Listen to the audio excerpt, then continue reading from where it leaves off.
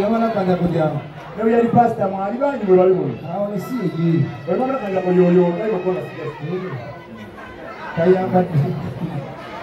Uniform ni wankwa. Naye Maama Nakanjakko wale wa muwangu naye mama. Sindi. Maama Nakanjakko wa muwangu kwa ro. Yabalo yeso ni kumanyi bebi ya. Maama Nakanjakko hanga ngakuya mugo. Aine yeso ni kamanyi. Neka jiwangu. Kwa uzako. Ukanda bongo kiasi. Maana Nakanjakko ita. Niwasomere mu microphone. Ichuse namba yenyewe. Awo. Tubanga weroze hiyo. That's why I'm shaking. Really? Kale. Namba eliki. Number 415. 415. Bina 15.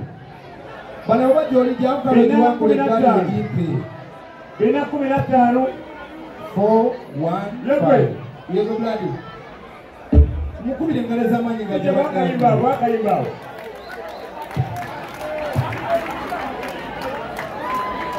Yes.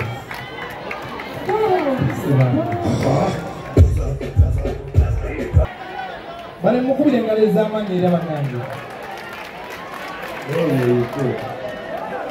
Boza brand wakwe.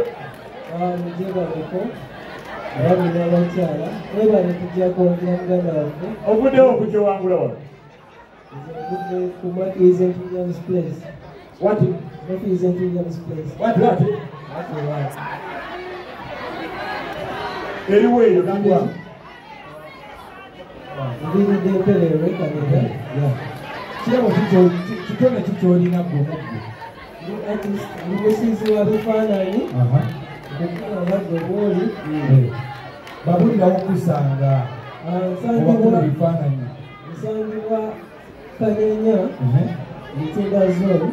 Katikona inakosa manya. Online kosa Matthew isn't William. Bale mfollowing mnabe bifaananyi. William. This is your bike, my brother. I'm so happy when I smile to show me that. Tula kokuli, tula kokai barale. Tula koko wakula. Ha bro. Akalo kalina wa.